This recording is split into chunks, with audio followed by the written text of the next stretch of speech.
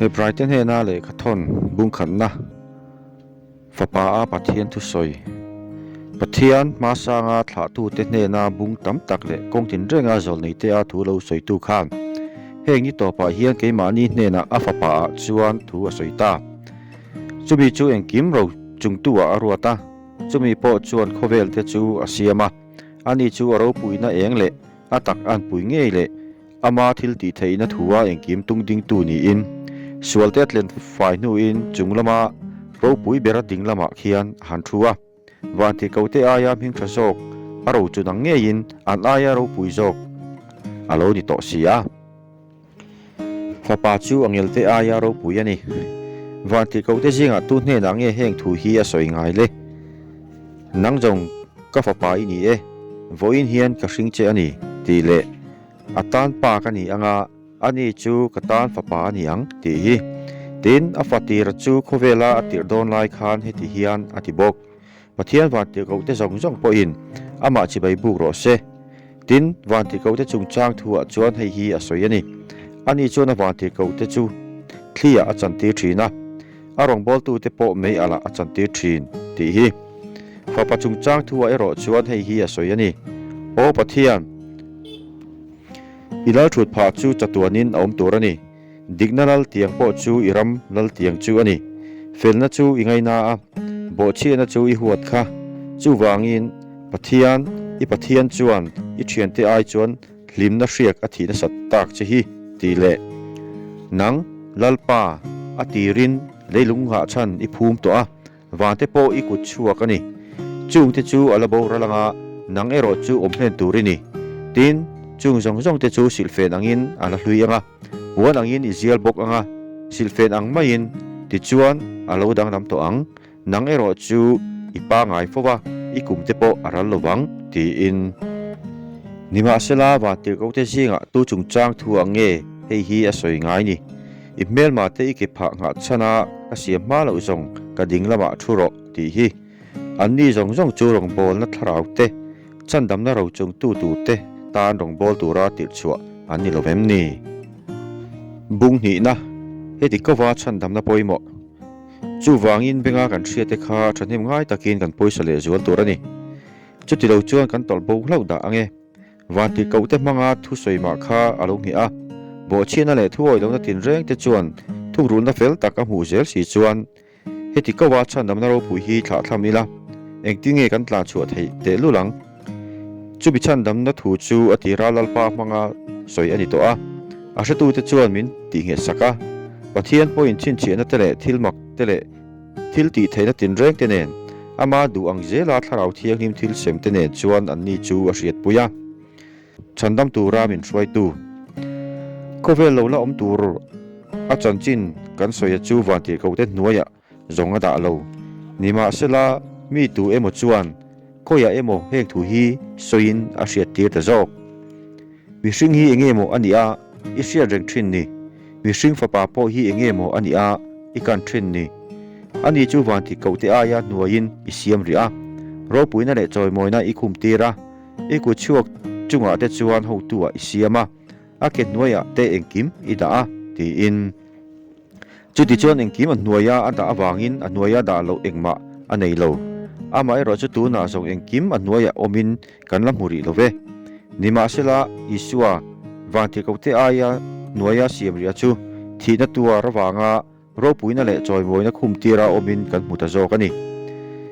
pathian khongaina zara thina chu mitin atem sakna turin atan engkim oma azara engkim om bokatan chuan fatam tak ro puina a hruai du zongin an chan dam na siam tu kha tuana te awanga ti fam kim chu a om rek sia ti thiang him tu le ti thiang hlimate chu an za in mi pakhata chuak an ni sia chu wangin ani chuan an ma ni ho chu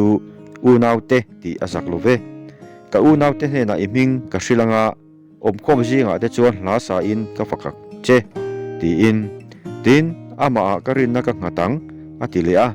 tin NTU kele pathia mi pek no pangte hi atile peka ti chuan no pangte hi ti sa le thi sen changte ani loma wangin ama nge point chung bok chu achang ve ta thina in thina nei thu nei tu chu chu dia bola ani ati boral theina tu le thi hlo awanga dam chunga boya om jong jong te chu a chan chu theina turin atran pui thin te chu van ti ko te an ni ho si lova Abraham thla te an ni atran pui jok thin chu chuti chuan mi te tan sual thu pa choina siam sak turin pathian lam thila te chuan pui thiam lal ber mi leina theile rinom tak ani theinan engkima au naute anga lo om chu atana tul reng ani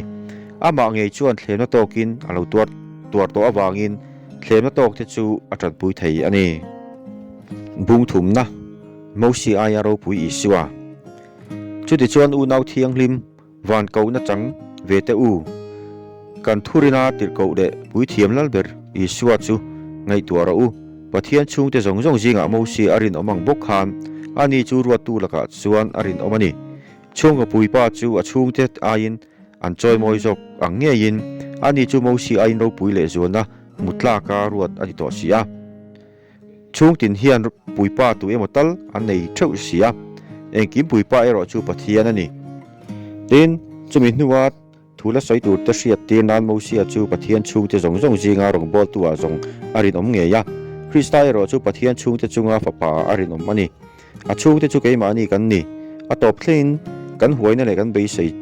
chuan na hi nge taka kan von tlat phot chuan pathian mi te ta na chona chuti chuan thlarau thiang lim soyang bokin voin hian a o in hriat chuan thalera thlemna nia an ti vuilai ang khan in thinlung ti khau su chuta chuan in thla tu te chuan mi fia in mi thlema kum somni chunga kathil ti te chuan hmuwa chuti chuan chumi chuan ho chunga ka lungni lova an thinlungin an ngai sual fo trina ka kong te po an threlo ka tia ka thin ura ka che cham ang khan ka cholna chuan an lu dawang u naw te u phim ku ro u chuti lo chuan pathian nung chu ban san turin in singa tu chu a po rin lo na thinlung sual alo om da ange voin an ti chung hian ni tinin in fuiton jok ro u chuti lo chuan in singa mi tu po hi sualbum na ti khawin inom da ange Krista changtu te kan lo ni tasia kan rin chan tran tir na kha atop thlengin ngit taka kan von tat phot chuan voin hian a o in hriat chuan an ti vuilai ang khan in thinlung ti khau su an ti chung zong hian ani le tu te nge ni sereng sia ti vui kha ai kupta ram atanga mosia hruaya chuak zong zong kha an ni lovem ni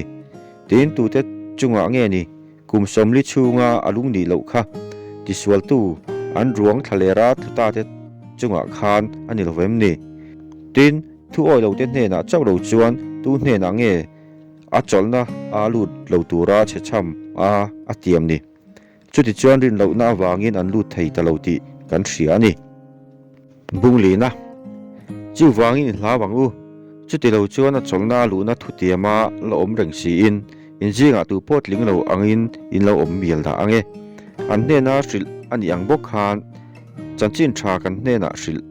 ani ngei sia nima sela an thu ngai thlak chuan an ma ni ati sot si lo ngai thlatu tak tak te nen rin a zomin an om lo awangin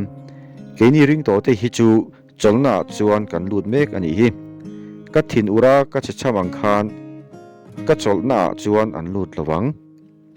ati ang khan leilung pian tirata na te chu tho zo ani to na a khoi muna emo ni sari ni thu he tiangin a soyasin tin ni sari ni ya chuan pathian chuan an tho zong zong a chol san ta a ti in tin he muna hian ka cholna chuan an lut lawang ati le a chuti chuan then khat chumi cholna chuan an la lu tur thu ala om awang le mana chanchin thril dong tu te chu oi lo awanga an lu tak lo awangin rei tak nu khan davida chuan voin hian ti in ni eng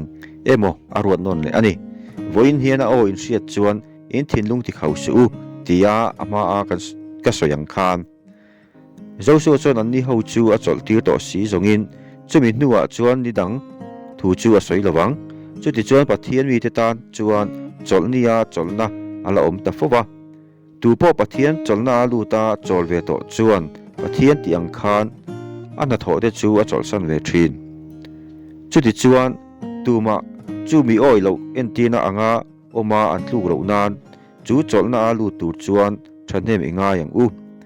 pathian thu hi anunga thila ti theia khandai hriam ton eng ang ai po in a hriama nunna le tharau ru tua le thling phel sang khop hialin a chun theia thilunga ngai tua le tumte hi a hrenghal thei ani thil siam ama mit mua lang lo reng awm lo kan chanchin kan thlenna tura mit mua chuan engkim saruak le in hongsa in awm zawk ani pui isua pui thiam lal ber ro pui tak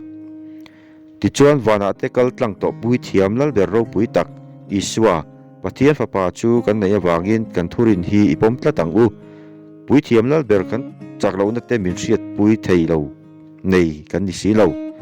keimani anga kongtin renga thlem na tok to sualero chu sualo nei kan ni zoke chuti chuan zangai na kan hmu theina tu le pui kan ngai huna tran pui na khongai na kan hmu theina turin khongai na lal thut pha chu huai takin in hayang u